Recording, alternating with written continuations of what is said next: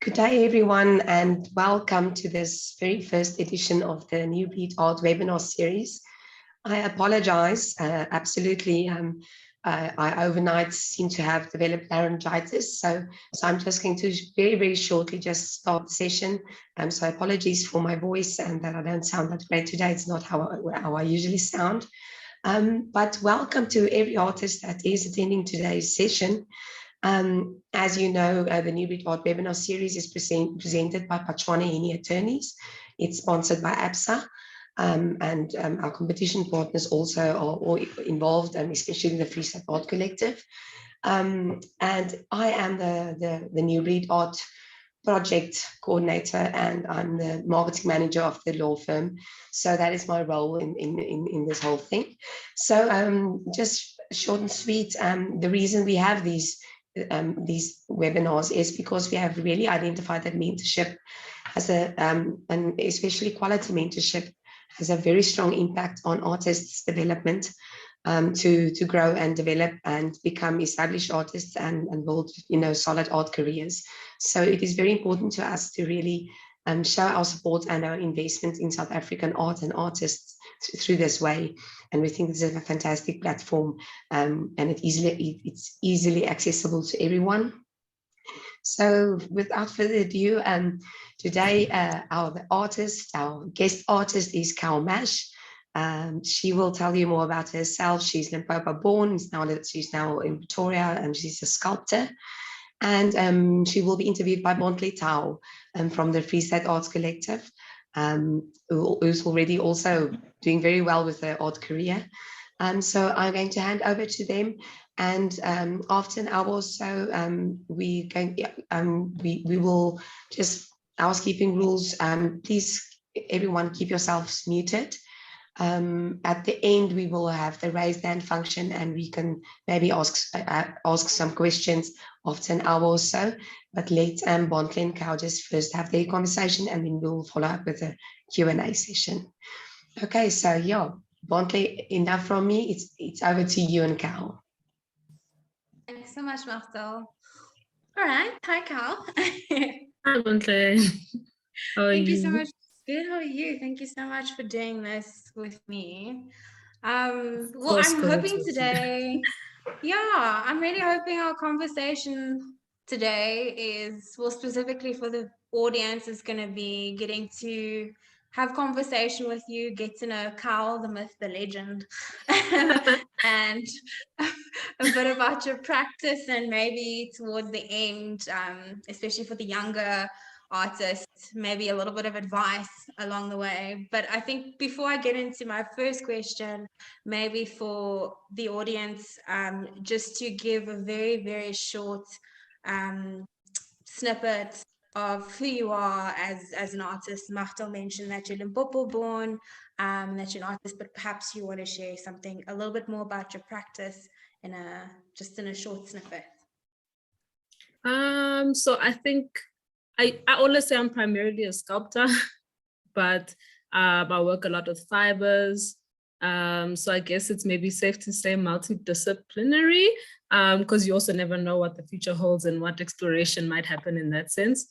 But yeah, I think I was trained, or I sort of went to university for sculpture, and therefore have a strong hold on creating form, three-dimensional kind of works in that sense. Yeah. I'm going to share my screen. I'll be sharing some visuals of your work along the way, not for the entire presentation, but certainly I'll be making reference to some of the works throughout. So I shall just do that. And all right. I think we need to start this conversation perhaps with, I think, one of the initially provocative and exciting points about you as an artist, which is your name, which is something that we rarely discuss about an artist.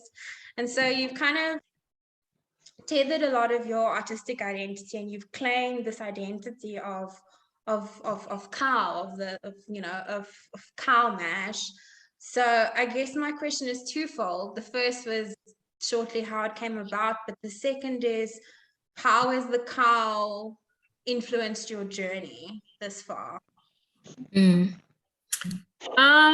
This name actually started, its conception was so innocent. It was just after high school. And it was literally a case of changing my Facebook name because I felt like I was coming into my own. And my mom had always called me Kao, which comes from my full name, Kaugelo. So I guess in my head, I've been called Kao since I was young. and obviously not deliberately as the bovine, but I intentionally made it COW because at the time I was like, oh my God, cows are so cute and they're so mellow and just peaceful animals. And I love the idea of sci-fi movies and how cows are always the ones that are abducted by aliens. And I was like, we got a stronghold on being outer universe kind of creatures. So that's really how innocent the name was. And as you introduce yourself as Kao, because I was committed. When I committed to go full on into yeah, I don't go halfway with it. I go all the way. So I was like, I'm Kao, I'm gonna be vegetarian, I'm gonna get my bull ring, I'm gonna have horns on my hair, so only really during the journey of introducing myself as Kao did I start understanding that obviously I knew this, but it's only then that it started hitting me that, hey, actually everybody has that negative connotation of a woman and the cow. This, you don't want to be called a cow as a woman because of all the connotations that it holds. So I was like, oh my goodness, but I'm definitely not going to change this thing that I've now gone full blown into just to please this idea that it's not appropriate or what you might have it. And also, in our culture, if you're named Kao, Homu, or it's not at all rude. It's, there's powerful. Sorry, no, continue. No, I was just saying that there is a powerful, meaning to the cow in our cultures. So I wanted to honor that instead of just this societal idea that a woman is a cow and therefore it's derogative. I like the fact that you kind of subtly subverted it, when I was first introduced to you and first introduced to your work, there was so much hesitation around this name, Kao. It's like, do I always say Kao Mash? But what I've really, I think it's so subtly powerful that you managed to really, and I think I also selected these two works because they were the very first works of yours that I saw. They also, I think, inadvertently kind of resembled a self-portrait, not entirely, specifically when I had it attached to your name, because all I had was your name and these two works that came in front of me. But I thought what was really, really exciting, and it also felt, specifically these two works themselves, they had this humorous undertone. So everything felt so tongue-in-cheek, everything felt so organically subversive to this name, Kao, that I think other cultures have perhaps associated with something negatively. And I guess you just reminded me about the idea that it doesn't exist like that in our culture. And so, yeah, I thought that was quite beautiful. Thank you.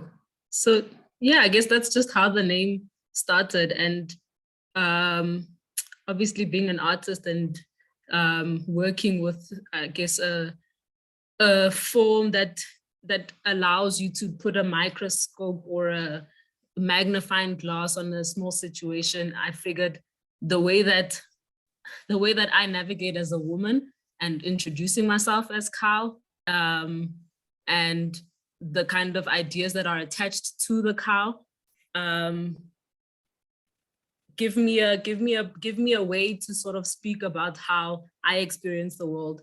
And because sometimes I think I'm funny, it works out well that I can use these metaphors, and sometimes they're not so funny, but it all speaks to really the experience of me and the experience of being where I happen to be, and and how the world accepts or not accepts that. Yeah. I also want to talk about a second component in your work, which I kind of see throughout, and there's this strong representation of the color black. It's sort of just a bravely, I'll just put out their elements throughout your work. It's very unapologetic, and I would also assume very difficult, because if I look at your work, you've given yourself the scope of black. I also wore black in support of but yeah, I wanted to ask about that, and I wanted to ask about its significance, because it is so crucial to your work. I'll start by saying I believe in magic, and then I'll tell you the story of the color black. The color black. I guess the same with the cow, but this is now just in my normal day existence. I didn't realize I was wearing so much black, but people would always comment on, why do you wear so much black? Like, are you goth? Are you? So again, these negative connotations that are attached to something that I happen to be comfortable in. And I intentionally then started wearing full on black because of that. So it became a thing that I wanted to use in my work as well. Also, just because that's just how I am in my normal aesthetic. I was like, I needed to be there in my work as well, so that it carries me. So my work carries who I am as a person as well.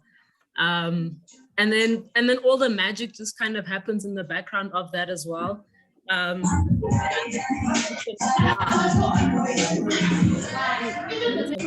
Sorry, can we just ask? Okay, there we go.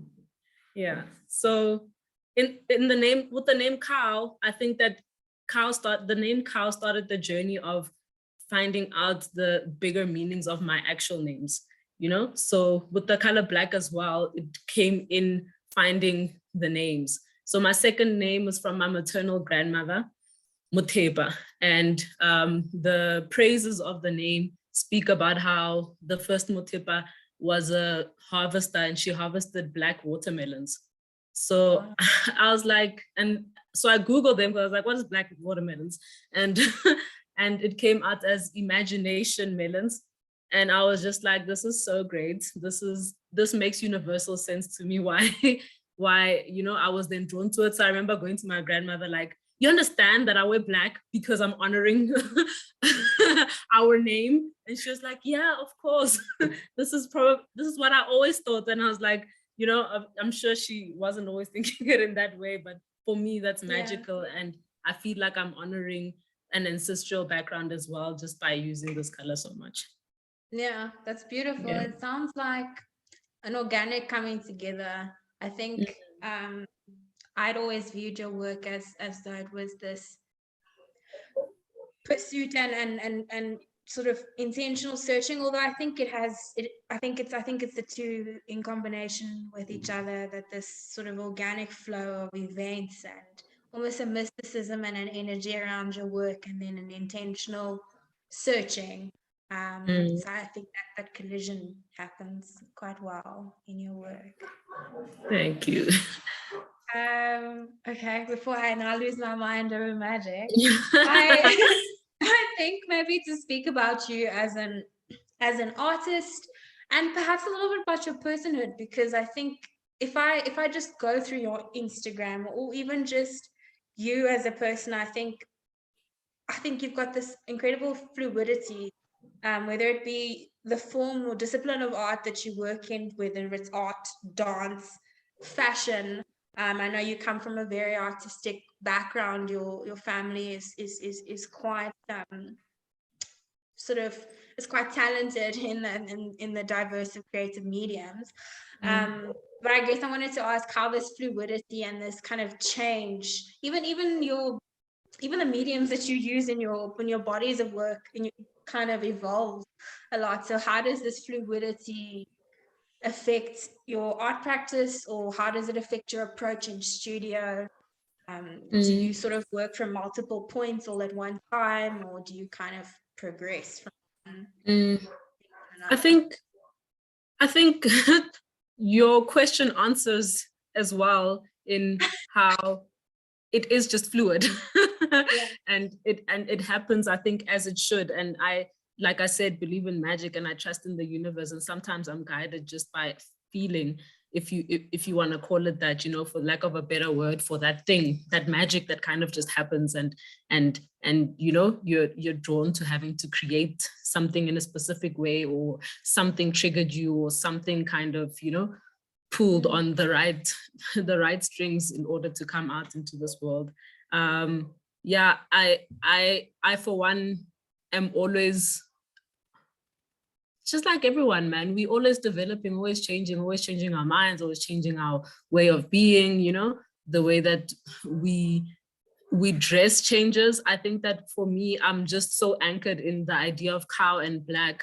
And I feel like it's a long story still that I need to tell through these, that even in that anchoring, there is change still happening, you know. The black shows up in a different form sometimes. My hair shows up in a different way than it was when it started. And in that way, the material choice might change, but the black kind of stays the same. So there's always subtle changes happening, even if it doesn't show, because the color is consistent in that way. Yeah. I think that's also powerful, because I think one of the scariest things to do as a creative is to pivot, which I think maybe your diverse practice helps you do. You know, it's very difficult to change direction once not just the market, but, you know, people approve of something that you do, and then to now have to find that courage to pivot. I think it's something quite scary. So I think you must probably have you must really have worked out that muscle to just kind of keep going. Yeah. I mean, I don't in any way feel restricted. And I think when you feel restricted and you feel stuck and you feel like you're reproducing the same thing maybe, and there isn't any change or growth happening, that does become where the problem maybe could lie. But I feel free, you know. I feel like I am able to explore different parts of myself, my being, my aesthetic, you know, the forms that I want to explore, without feeling like I am held in a place without wanting to, you know. Black is my choice and this cow is my choice. And with that, I feel I can show like different ways of being. Okay. I also want to talk about another central component of your work, and I guess I will flip through two different images, and it's the female figure in your work. So what I find quite interesting, beyond the fact that you're using the female figure and that the female figure is your protagonist in your work, it's this concept of how the role kind of changes and evolves. So in one instance, I'll see what I think I initially described as the female figure sort of taking on this not submissive role, I would say more passive, you know, where the figure's on their knees, versus I think I remember seeing a work of yours where it was a figure almost looking like a griot, like those oral African storytellers, cross-legged, very meditative. And then in these works, for example, where the female figure has a very nuanced position of power and strength, and I guess that transformation is quite interesting, especially the fact that that transformation can be, you know, so contrasting in one case to another. And why is it important for you to, I guess, show the female figure in so many different and also sometimes so many contrasting roles? You know, I think it's always a play on both. I think even if we look at these two that are on the screen right now and we think it's possibly positions of power, I think that there is like a sort of passive or submissive energy that lies under, that is always underlying. And I think that speaks to just how I grew up and how, you know, from a cultural point of view, we've always sort of been the woman, you know, be humble, don't overspeak, don't be that girl. Come on now, just calm down a bit. But that's always around the presence of a male. And then when I hear like my grandmothers and my aunts and everyone together in a room where it's just women, I'm just like, oh my goodness, but these people are such feminists. And then it's almost like they've built a bubble where feminism only exists in these spaces, and in other spaces you kind of have to put it away and like keep it to yourself. So I think maybe my works do kind of exist as that push and pull of why it's okay for it to show up in some spaces and some places not, and how do you, as a contemporary loud younging, come in and and renegotiate those spaces, even for your moms and them, your mom and grandmother and them who are comfortable with the way that they navigate, but sometimes you just want to stand up for them. It's just like, that is not going to happen. And maybe it's not our place to, but I think it's an interesting conversation still, like where in our homes we're allowed to be these people of strength and show that and speak that and not sometimes hide it. In figures like Moshomo, where she's on her knees, for me is actually a position of power, because a cow is on all fours, so that is like at its all glory. But it's also our position of prayer at home. We grew up where prayer was done on all fours. You get down on your knees and you humble yourself to the ground, and that's how you pray. So it doesn't come to me as a completely submissive, but then I obviously understand the, if we're thinking in a contemporary sense, in a worldview, and you're seeing someone on their knees, you do maybe think, shame she okay, but it's again a push and pull between submissive and strength. Yeah, 3 things come out for me there in what you said. The one is passivity instead of submissiveness, and that being a position of being passive, whether standing still like this or being on your knees, doesn't necessarily mean submissive. I also think, again, the idea of cultural perspective, which I think it keeps coming out throughout this conversation. And then I would also say groundedness, like the idea, like groundedness, and this idea of being very grounded towards whether it's the earth, the soil, the stability of the figure standing or sitting or kneeling. That grounded act is quite prevalent throughout that. So yeah. I mean, sometimes I feel like we're also scared to stand up for ourselves, especially when you grow up in a household that kind of teaches you to not be so confrontational. And sometimes that's at our detriment, where it's like you can't stand up for yourself and you can't understand why. Where in your head you're like, I'm gonna go to that person that did me dirty and I'm gonna say this and this, and it's gonna be my way of creating the boundary. And you get them, you're like, hi, I hope you have a great day, So for me, some of these sculptures is also like they need help to be these I don't know, in these strength kind of roles, where there's a chair support, or there's always something standing with it for it to be able to be strong, and that's not necessarily another person. It can be, it can be an energy. It can be,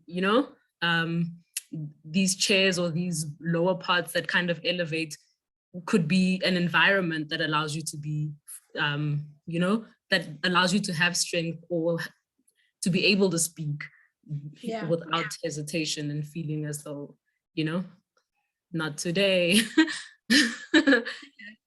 I've written this down and you're welcome to answer it or not, but I guess, do you think that art has given that to you? Like a little bit of that infrastructure and that support to however loudly or softly voice yourself? Definitely. I mean, in claiming this cow name, I think is an art. There was an art to it, and it manifesting within my art allows me to speak about things that I would have usually shut up about. I mean, the fact that I'm even speaking like this to you is wild if I think about my younger self, who would have rather not done this, who would have, so for me to have the backing of art to speak about, and through the cow be able to tell, you know, things that, or the way that I exist without shutting up, I think is definitely a thing. Beautiful. I wanted to talk about this particular work, which I first saw, and it's actually still now at currently showing at the Nairock Sculpture Park. For those of you who want to make a turn, and this was part of the Good Neighbors exhibition. It's called 123 Block Myself. But what I just, besides its massiveness, the idea that it's standing on these washing lines and you're just sort of standing in this field and you're kind of confronted with this blackness, with this mysticism energy, the forms themselves kind of take up, you know, anything your imagination will kind of work up at the time. And I remember reading your artist statements, and I remember reading about this idea of public versus private, and I immediately saw it in terms of the front and the back of these hides that you had sort of presented on these washing lines.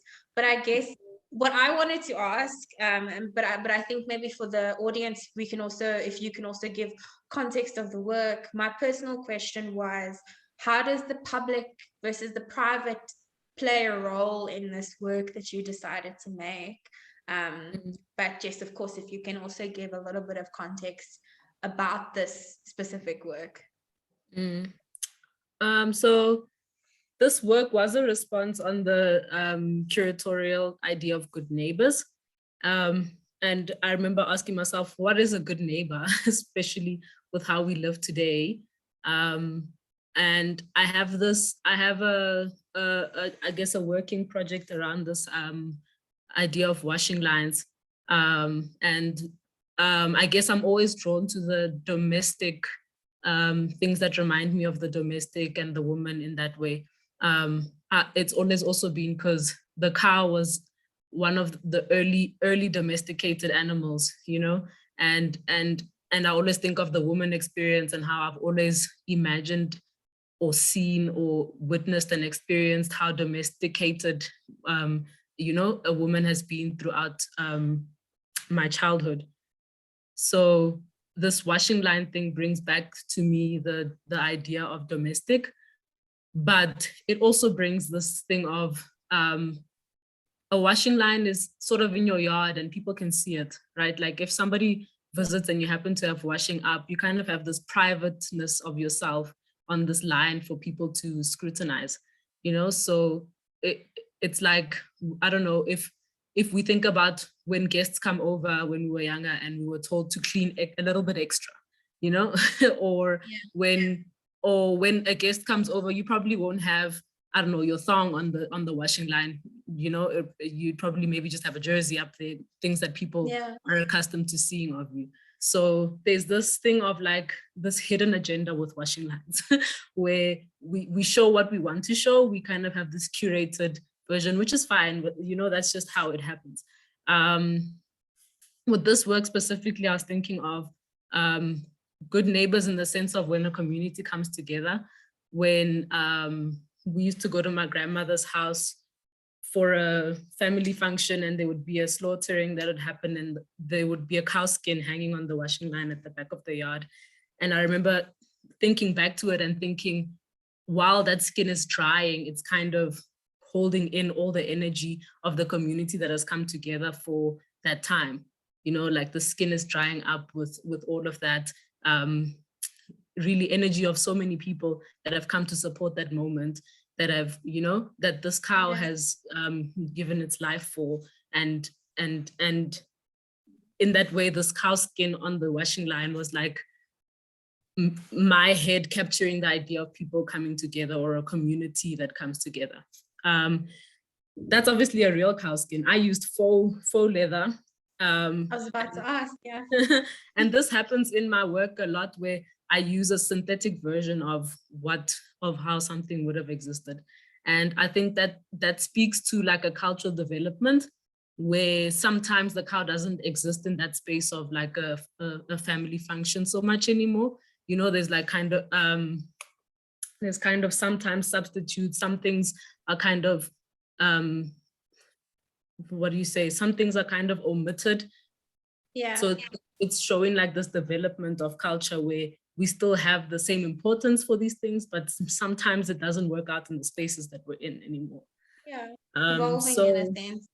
Yeah, so it was this play on that, but also this idea of the faux-ness of how we present ourselves publicly, you know. So so having these faux skins hanging up there, almost looking like a fashion store, these draperies of like these, you know, aesthetically pleasing kind of select your cloth, drape yourself kind of look to it. And that's really what it's become. I mean, if we think of how we present our cultures on social media and how we present our cultures for the next door neighbor to see, that competitiveness of how do I make my thing look better than the next. You know, I have 3 washing lines right next to each other, and I was like, I imagine this as 3 households and what they're showing each other as well. Like, this is what I want to show you as my neighbor, and I'm going to show up in this way. And you're not going to know about my underwear that I'm not going to put up. I'm going to put up my wealth, these cow skins, so that you can see, you know, how much I have going on for me. I love that. The interior that becomes exterior, that's not really the interior. I just immediately thought of my mom when I thought of this, and thinking of the fact that if we were ever to hang underwear, it would always have to be in between larger items, or it wouldn't go on the line at all. But I really enjoyed that object, the washing line. That's an exterior interior object. I think I want to talk a bit about a work of yours. Well, 2 of your works are actually at the Art Bank of SA. The first one is Mushomo. Is it Mushomo or Mushumo? It's Mushomo, but it is also a play on words, because Mushomo is work. It means work in Sepedi, and then obviously play on words because I am cow, so I just added an extra O. Yeah. All right, so they've got the Mushomo work, but then also this work, and I think it ties in very well to what you were speaking about with this previous work, and it's this concept of community. And similarly to the other work, I'm going to also ask you to give a bit of context, but I thought I wanted to ask you of, you know, how much of a role and what role community plays in your work. Do you find that your work is consistently, you know, framed by it? So to what extent does community play a role in your work? And then perhaps you can touch on this particular work, the Venus Milk Trap, which is also in the Art Bank collection. I guess just like with the previous work and actually all my work, there's a sense of, I don't know, speaking about like the communal space. I think that even if the work exists as a singular female body, it does speak to how a collective, a community of women sort of collaborated in creating a moment, or how, you know, just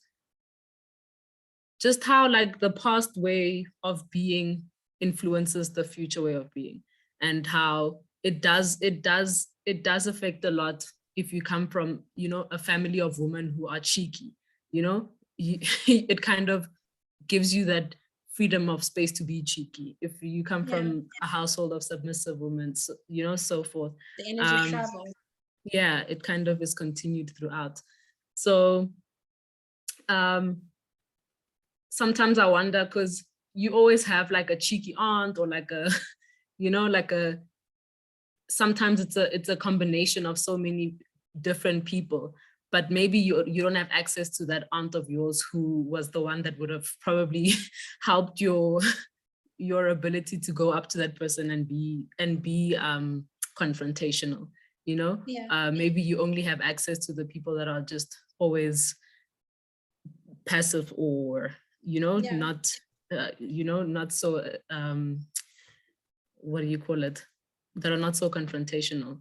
So with this specific work, there was this idea of having, I was angry, I think, at this time as well, but it was this this idea of a woman being a prop in a house was not okay with me, you know, and I was just like, there's an anger towards how the passiveness, you know, you can't overstep your boundaries in stopping the passiveness and making a fire in the house, but it still saddens you and you still want to deal with it in different types of little ways.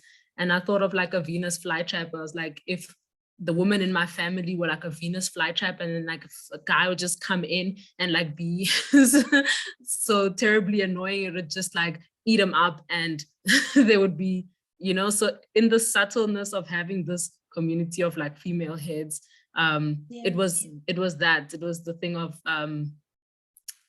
they might look like this, but they do stand their ground, you know. Yeah. And especially when they do it together.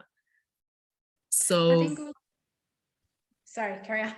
No, it's fine. So, and then I wanted to put the other at the bottom because there was at the same time the idea of a community of women and just how much they do for like a household and how much they do for a community. And there was that aspect as well that was contrasting the negative, in that women come together and goodness, do they not stand together and make the milk? And that you are able to have the result of having, you know, having nutrition, having whatever, having this warmth come from them because they were all standing together in that moment. I love the fact that you're kind of able to, perhaps I'm using the wrong words by saying, I don't want to say reprimand, but perhaps make the viewer aware of things. And then at the same time, you attract them in with this kind of warmth that you also speak about. It at the end of the day, it reprimands, but it doesn't reprimand, it makes one aware, but it doesn't repel. And I think in listening to you speak about your thought process, it seems to be something that takes place in the studio for you, of this idea of this like initial impulse, and you can perhaps correct me if I'm wrong and you know, converse about it, but it seems to be this initial impulse to want to address an issue and talk about it, and then in that process, in that space, you find this warmth, whether it be in the community, whether it be in the figure that you want to speak out for. But I really enjoy that kind of, what I think you mentioned it as a push and pull in a different instance, but I do see the push and pull in this sense as well. Yeah. And maybe it does come from that non-confrontational thing that as soon as I'm like confronting it, then I think of the silver lining. and maybe, you know, sometimes I think that might be like a curse of mine, but I also enjoy making, I don't know, peaceful confrontation. And yeah, and I guess that just shows through the work as well without me trying. I don't think it's a bad thing at all. I've been recently reading of Gayatri Spivak, and one thing that she spoke about was this idea of this multicultural debate, but she spoke about one quote that said, it's not really how many people you speak to, it's how many people are willing to listen. And I think what you can achieve in an approach like yours is that you can draw audiences in, you know, and through that you are able to discuss, combat, and without the viewer sometimes even knowing that they were in a combat, quote unquote. And I think that's, for me personally, that's something that I feel is more effective, especially in this instance, is specifically the fact that you are able to draw the viewer in through an approach like that. So I don't think it's something negative at all. I think keep on. Thank you. I have no option but to. No, I love it. I think perhaps we can then just chat a little bit. I think in this section of our talk, this would be maybe aimed at a lot of the younger sort of emerging artists, and perhaps from your side, giving a little bit of insight, giving a little bit of advice. So the first question I have, I think I'm going to stop my screen share here, and then we can see everyone's faces again. The one question I have is, well, the New Breed competition is primarily focused at emerging artists from the Free State. So definitely outside of the major art hubs, what kind of new voices do you think a competition like this would benefit from? Sort of what kind of new voices do you hope to see, or would you think a competition like this would benefit from? I mean, personal bias, preference on what I would want to see would be more female sculptors first, more female sculptors, and maybe even not just sculptors, but just artists that explore a three-dimensional thing, forms in different ways. I think that there's a lot of pressure for women to be this kind of traditional way of sculpting, that you're only really a sculptor if you have like this strong form, cement, or you drilled it, and I'm excited to see what women make when they are wanting to, and not when they are forced into a space of, I have to create like this to be a specific accepted type of person. So in that way, I think I'm really excited for female sculptors specifically, and female sculptors who are making what they want to and not what they have to, I understand that. Yeah. And then I guess also just generally people who are transforming mediums into what they want as well, so, true reflections of themselves. Well, in line with that, I think I'll first ask this question, then I'll ask my other question. It would be, what advice would you give to artists who are entering a major art competition for the first time? Okay, first of all, I'm joking. Point number one. I think that competitions can be a very scary space to find yourself in as an artist. I know that it takes a lot out of you emotionally.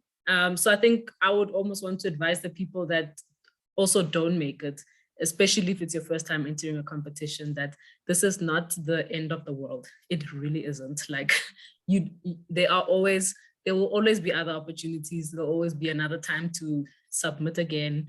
There will always be, and art is not something that has a GPS route for how to be successful. Everyone's path happens differently. And if you're not chosen, it's not a rejection of what you create. It's really just a group of people that happen to be, it's their time, and your time will be another time. Yeah. And not a rejection of you as a person. Yeah, it's definitely not. Work is so tight. Yeah. Definitely. Yeah. And then, so I don't know if you wanted me to advise the people who get through, but they'll be fine. I think it's everybody. it's primarily entering. Perhaps you can speak a bit about preparing the work, and what you would advise in that instance, if you have anything to contribute to that. Yeah, I mean, in preparing the work, I always say to myself, it doesn't matter where I'm showing, it should always be in my head as if it's the the best place in the world. I don't want to name a place and make it as if it's the but if heaven was a gallery, or I don't know what you hold high into your esteem, you must always think that you're submitting into something that is like literally the highest, and you want your professionalism, the finishing off of things, don't leave that paint to be dripping. if it, seal it, polish it, make sure that it represents you well, because it will also always be remembered. Like if Very you are true. somebody that's going into the space of art and that's how you're starting yourself off, you want to start off on a good foot. So like, you know, make sure your submission is wearing a suit, you know, wearing wearing something presentable. Maybe a suit is not, make it look great. Yeah. No, thanks for that.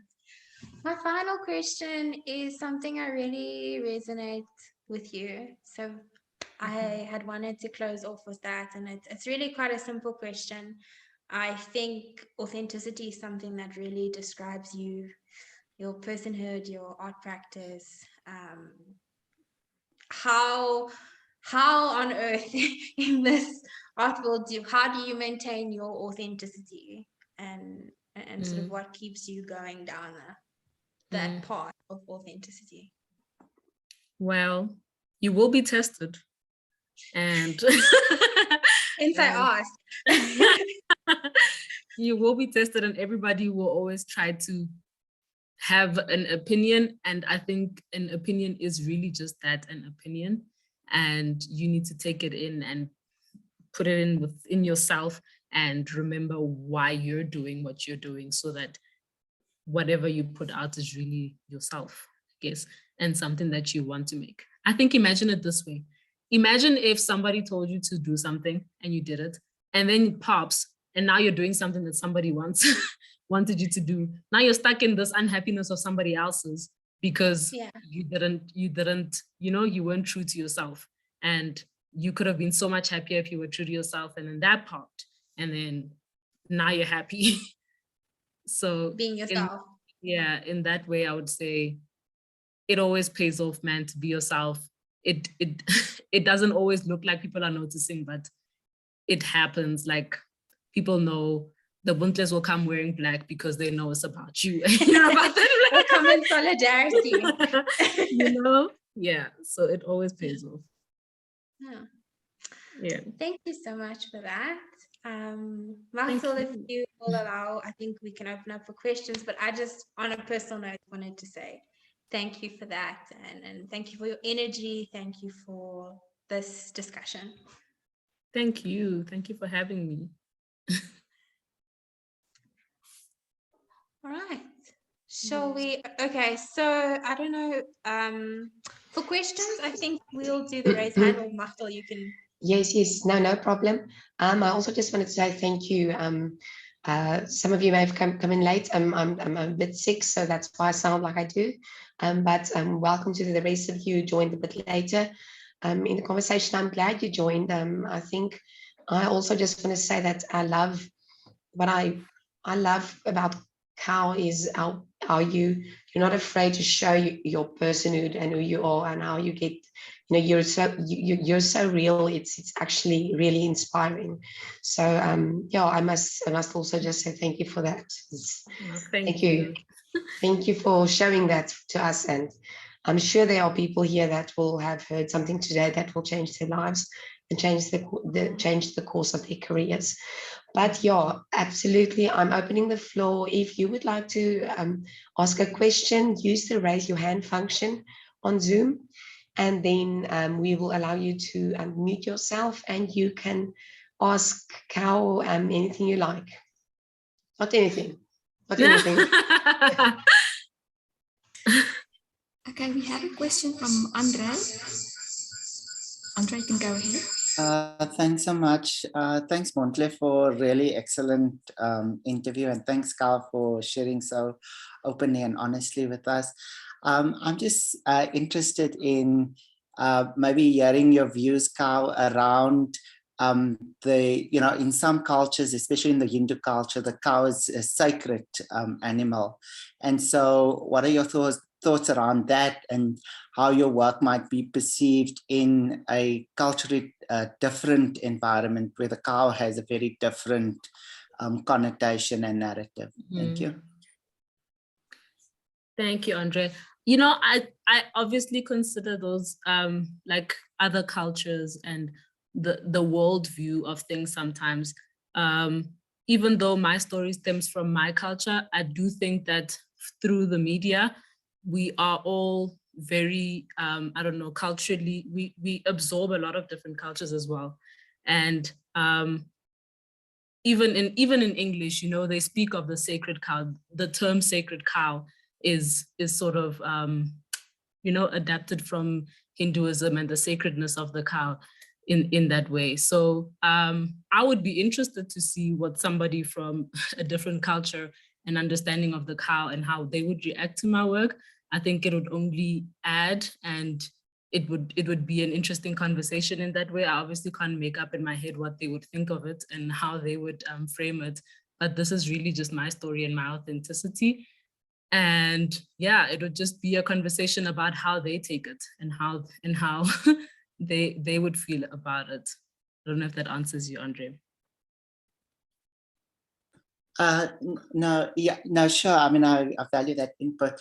I think what I'm asking is not, for you to try and perceive what others would say, but just what your thoughts are around that, and maybe you've had some Hindu patrons or friends or whatever who have commented on it, and so I was just interested in that. Yeah. But no, thanks. The answer suffices. Yeah, I mean, also definitely, I have met people who resonate with the sacredness of the cow, because it doesn't only rotate around the English language and how they have sort of created this connotation of negativity. So yes, there have been people who are as drawn to the sacredness and as drawn to the power and that of the cow in that way. Even people from Rwanda. I met somebody who spoke about how they have a whole language that's kind of created around the cow. So, so in that way, I think a lot of people actually resonate with the positive and not only the negative. Yeah. Thank you. Thanks so much, Andre. I really appreciate your question. I see Karen had a hand up now for quite a while. I see there is also some questions put in the chat box. I will read them out in a bit. I'm just giving everyone the chance and the turn. So if you're not able, if you don't have a microphone or something, you're welcome to type your question in the chat area, and I'll read it out from there. So yeah, I'm handing over to you, Karen, ask your question. Carl Bontle, thank you so much for such an inspiring conversation. I love the interplay with all of you, with the journey as a woman. How I've been watching your career from the early days, and I have two questions. So I'll start off with the first question now. I'm interested in your process right now.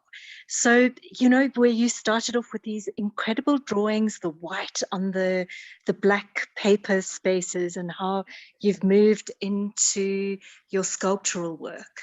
I'd love to know where you are at right now, because as you said, South Africa really, really needs more women to come in the sculptural medium. So is sculpture something that's taking over your fascination more so than doing two-dimensional works? And where are you at right now in your art making in terms of your process? Hectic, but thank you for your question. I think sculpture has always been there. It's always been, I don't know if you know of the teeth in my work.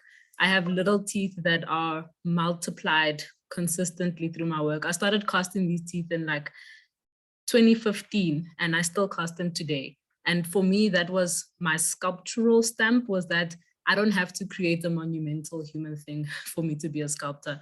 It is literally a tooth that is like 10 centimeters, and the multiplication of it for me was my sculptural language. And it creates installations.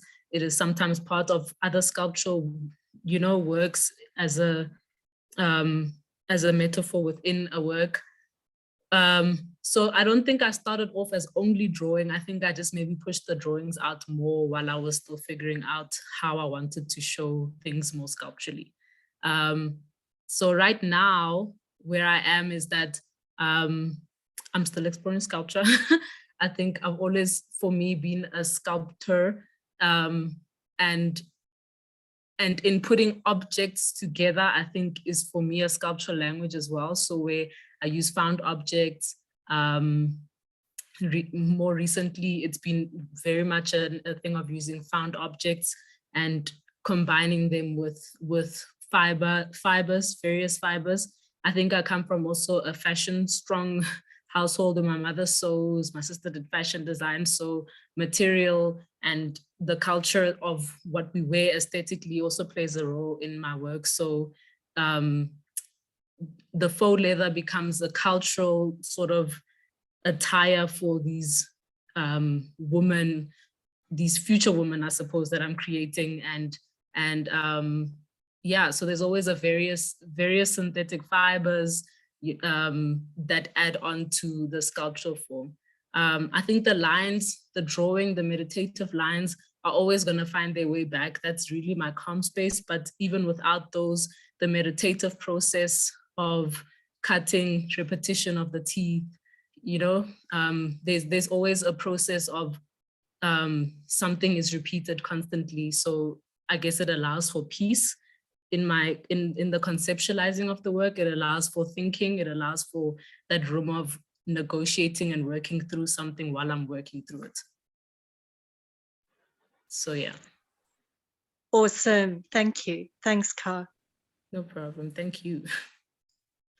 Okay, I'm going to give Loreen a chance to speak now. Loreen, you're welcome to unmute yourself and ask your question to Cal. All right. I assume you can all hear me. I can see the mic moving. Yes. Hi, Cal. Yes. Hi. It's an honor to see you again. I saw you quickly at the opening of Good Neighbors, actually. So it's so great to have this opportunity.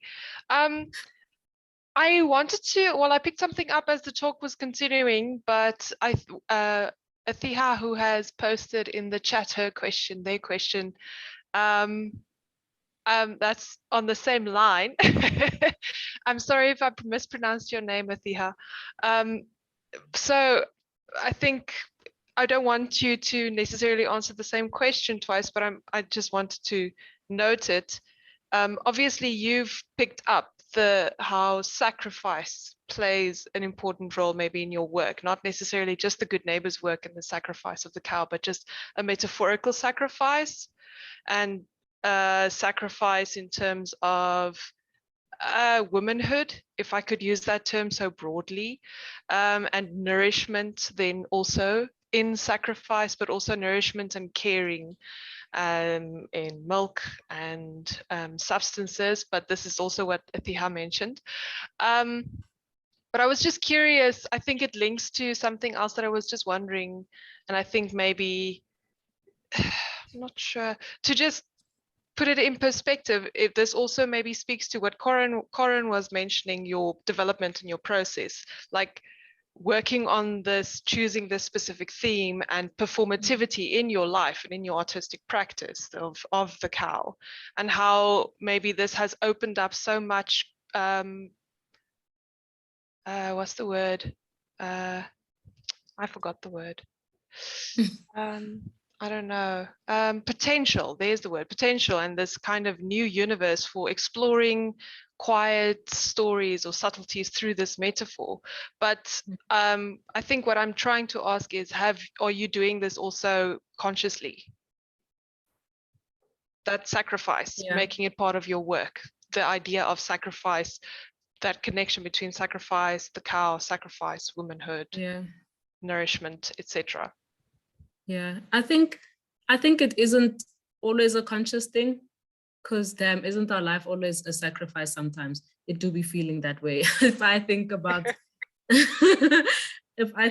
how much pressure we have with everything, with the beauty industry and how, you know, as women, we're kind of under this pressure of looking a specific way, acting a specific way, you know, in just the way that we are, everything is kind of has an expectation to how we supposed to perform ourselves in our natural state, and then not so natural. It's just so there's always so many expectations, and I think it sometimes feels like a sacrifice to be a woman, isn't it?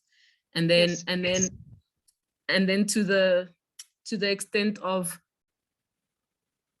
how if I think of gender-based violence and it almost feels like the female body is a sacrifice for something that a social construct it has created, you know, where we are, our bodies, again, similar to the cow. If you think of a butchery and just how normal it is for these bodies to be hung, and then you think about in parallel to that, how women bodies are also just this commodity, this continuous sacrifice, this continuous flesh that's just, you know. And there's also that interesting parallel, because that's the one side, and then also it's this body and living thing that's also elevated at the same time. So it's this contradictory experience. And that linkage or metaphor that you use, I find so interesting, is this: you're introduced to your work and you start to get a bit of information, and the work unfolds in a very bodily way of, in my experience, like looking at the work and also responding to it with my own lived experiences. And then I just find it quite beautiful. I think it's pulled through very well. Yeah. Thank you. I appreciate that. But yeah, I mean, if it is sometimes unconsciously, I think it always, I'm always consciously thinking about how the cow and the female are parallel in their existence. And the rest really is just how we are and how we exist in this world, or how this world sometimes allows us to exist. Definitely. Yeah. Thank you. Thank you. Thanks so much, Doreen. I just want to just read some of the comments in the chat box. Thank you, everyone involved make this happen. Very insightful. Thank you, Cowan Bontley. That was Esther Leroux. She's the curator at Olivenhuis Art Museum. Thea, I'm in a noisy room, so she also said thank you, Kat, for sharing your art, and to New Breed Art and everyone involved for setting up this virtual meeting. Lebo Gang also said this is a very insightful session. And then, Thea spoke now and asked a question. Do you ever learn new things from your work? Looking at the Venus milk trap, I find myself thinking about the sacrifices of women and cows, the blood and milk relationship that we as women have within our being, and the slaughtering of cows for meat and milking for dairy produce. So I see that sacrifice of one coming nourishing to many. Thank you for this work. Cow, do you want to comment at all on anything in there? No, just thank you, Thea. I also hope I'm saying that right. But, you know, I love how she used the word blood and milk together, because that really sums up what I think my work speaks to, in how it is a nourishing and it is a sacrifice, and that last statement of how our sacrifice can be someone else's nourishing. I think that's so powerful, and you know, if you can pick that up in the work that I make, you know, I am eternally grateful that I am able to to kind of put out that this is possibly not my own experience alone, and not a burden that I carry as a woman alone. We are definitely all in the shit. Yeah. Yeah, once again, thank you for your honesty. I really love how when you first hear your name as artist, Cow Mash, you know, you sound kind of as if you have hard edges, but you actually don't. And it's really amazing how you can see that you've made peace with a lot of, not complete peace, because you are still showing yourself and talking through your art, but that you have also softened some edges, you know, and seen both the light and the dark in so many things. So yeah, I love that about you as an artist. Refuwe said, hello, Cow, I enjoyed listening to how you put yourself into the artwork and the way things show the way you want. I have two questions. Do you ever feel like your work speaks about your life and what comes next? And how did you feel when you did your first work in a new medium? So let's first talk about, do you ever feel like your work speaks about your life and what comes next? I think like how I said, I believe in magic, and sometimes I'll create work thinking I'm dealing with this one thing, and oftentimes when I revisit it, I see something different, or I am able to, you know, learn something about myself back then, as well as for the future through just looking at my work. I mean, almost the same as how I was creating black works for a while before my grandmother told me about the black melons, and you know, when I look back at that work and think about how was that work honoring my grandmother then, and I think of the wisdom teeth that I kind of use as fruits of wisdom, and you know, in that way, I guess I was honoring her without knowing, you know, and I guess that speaks to getting to know myself spiritually and not even necessarily just of this world. So yeah, my work does open up a lot of learning channels towards myself, but not just towards myself. It opens up to learning about the bigger community, and just everything is a bigger learning path through this name. Yeah. And Thanks then, so much, Carol. Just the next question, how did you feel when you did your first work in a new medium? I think that's a very good question. I want to say I felt normal because a new medium isn't necessarily like a dive. It's actually exciting when you start moving your hands around something that feels different, and maybe you were working with stone that like messed up your hands the one time, but then you're working with the soft wool the next day. You know, it's an exploration of things all the time. And I think the intimidating part might be taking it out into the world. You're like, oh damn, they know me for balloons and now I'm taking out rocks.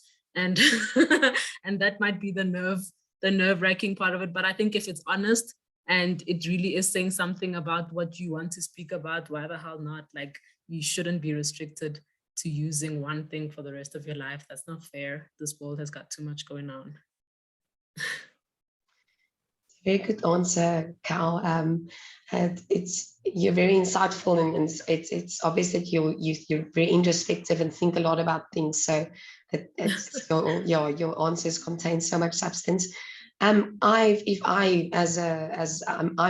an artist, but I have appreciation for art, and I'm very passionate about the New Breed Art Project and what we're doing here and how much it has done for art in the Free State and South Africa, and for how it has already elevated so many of our local artists who previously probably wouldn't have had the chance.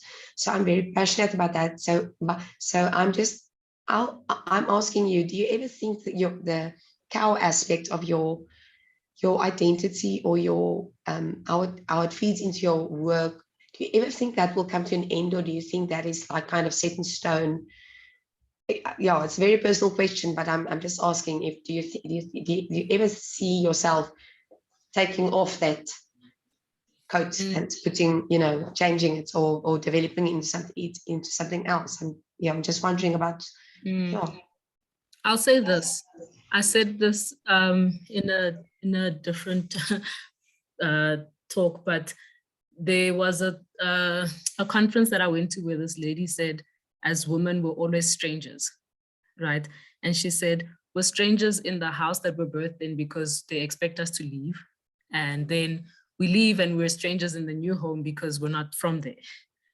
And I remember thinking of the idea of names, and my work is centered around the curse of a name, and the curse could be a good or a bad thing, but it's this omen that follows you because of your names. If we all took like a moment to see what our name has influenced in our lives, I think we would find magical things. But Cow is my self-given name. And if everything around me has to be changed because of something else that is besides me, if there's anything that I can keep and say that I've given to myself, it's the name Cow, So, and I hear what you're saying, like what happens if like I decide I'm not cow anymore. But I think that it would have archived a very important part of my life and my existence, and in that way will live forever. But you know, and even in the act of naming myself, where we don't usually have the power of naming much, you know, in as a woman or in my culture. So I don't know, I don't see it. I don't, like, in my vision of like the world, my world, the future, there's no vision that says that I don't exist as cow. Everything has aligned towards being that, but who knows? Okay, yeah, that's very interesting. It's fantastic, and I'm glad you gave yourself the name and took ownership of that. And now it has also sculpted and directed your career as artist. So thank you so much for joining us. I think if Napu has a question, Napu, you can unmute yourself.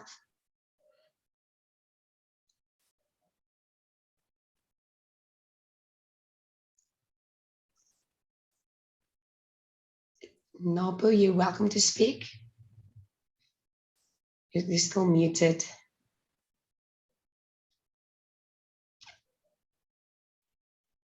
Okay, yeah, Might want to try typing in the chat. Yeah, please do. You're most welcome. We still have time, so you can type your question or your comment there.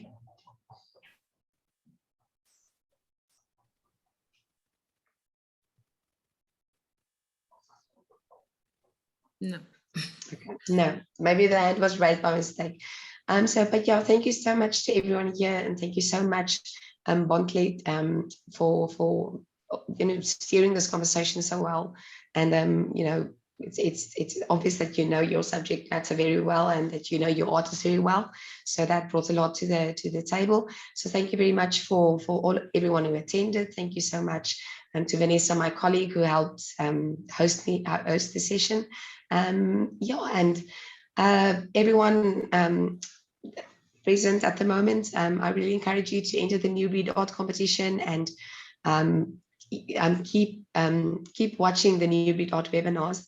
There are still 3 more coming up, and they're very exciting and very, very different artists, and every one of them promises to be very insightful and meaningful, and will make a good contribution to your career as artists. So I'm already inviting you to the next one, taking place on the 28th of July.